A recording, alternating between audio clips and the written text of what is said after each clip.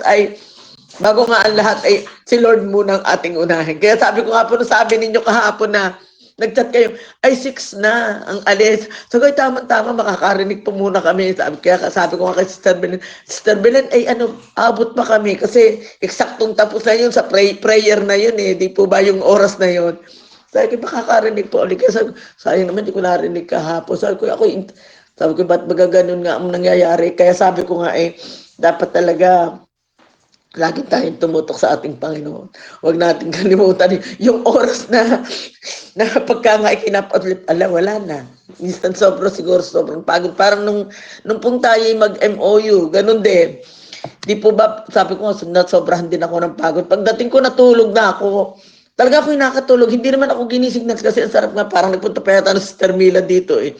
Hindi ako ginising. Tapos nung parang mga 7 na yata yun, mag-8.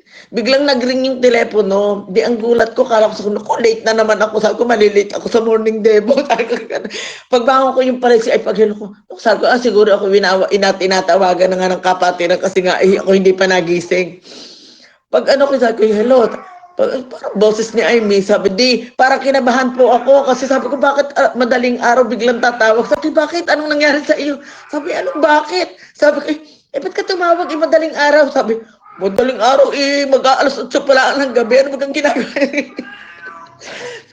Sabi, kayo talaga nervous. Sabi ko, kasi nga alam ko. Sabi, siguro maaga kayo natulog nga. Hindi naman ako ginising ng mga bata. At sabi, ang sarap daw ng tulog ko. Ay, sabi ko, ako yung lalo namang mamatay sa ito. Alam mo naman, pag nag-ring ng madaling araw yung telepono, ako may nervous na. Kaya akala ko talaga alas 3. Sabi ko, bakit hindi ko na kayo nakakausap? Kaya sabi ko nga talaga pala. Kaya nga ngayon po, sabi ko nga ang ginawa ko yung sa maghapon, yun nga habang sabi ko talaga hindi rin kasi maiwasan nga yung tulad doon na nga po yung mga bata ngayon ay gumagawa na. Si Aisel nga, kaya lang naawa naman nga ako, hindi naman talaga marunong mamlansya. Sabi ko baka masunog pa, di lalo na. Sige, ako nang mamamalansya, lagay mo lahat yan yung pa-plansyahin yun.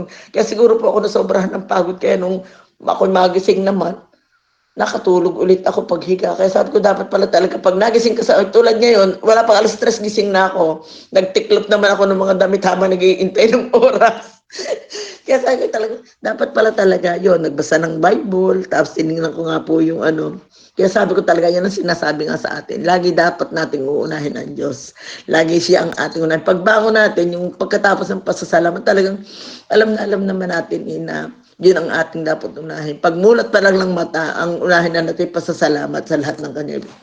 Kaya talaga hindi niya tayo pababayaan.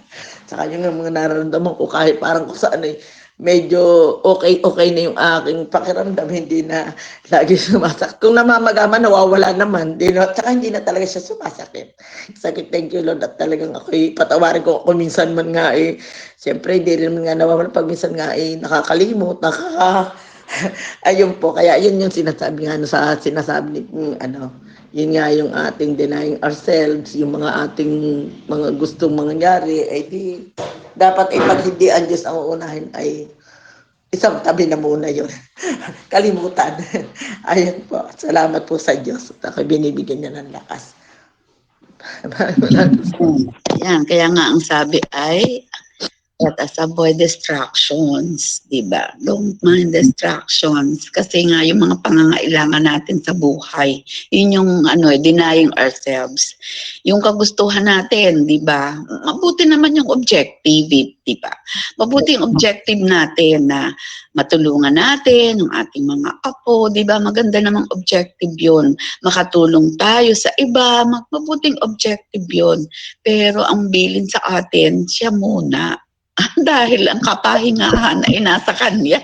Kaya tayo nagkakaroon ng mga karamdaman. Ayan, sa sobrang kasipagan. Kaya slow down. Slow down. At hayaan yung mga apo natin ay matuto na sila na ang magsuot sila ng gusot ko. Ayaw nila mamlansya. Malalaki na naman, Diyos ko. Dapat ay matuto din. Ano po? Nasunog, kita na lang. Okay po, so tayo po ay magpo-proceed na sa ating pananalangin at meron pa po bang hahabol o may sa ating mga special request? Ayan, binawasan ko na, hindi pa pala, bukas pa magsisimula yung bago natin, nabawas na. Wala na ang mga kabataan, wala na ang young prof, at saka yung mga bata. Sabi ko, kayo na, at nang matuto naman din silang manalangin. Po, doon sa mga papatiran. Ayan.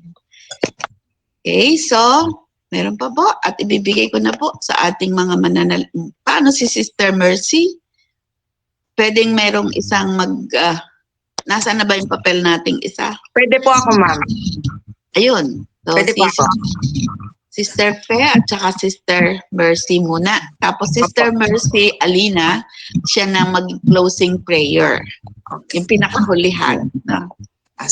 Kaya hindi ko rin dinala sa kanya, sabi niya. Sa pangalawa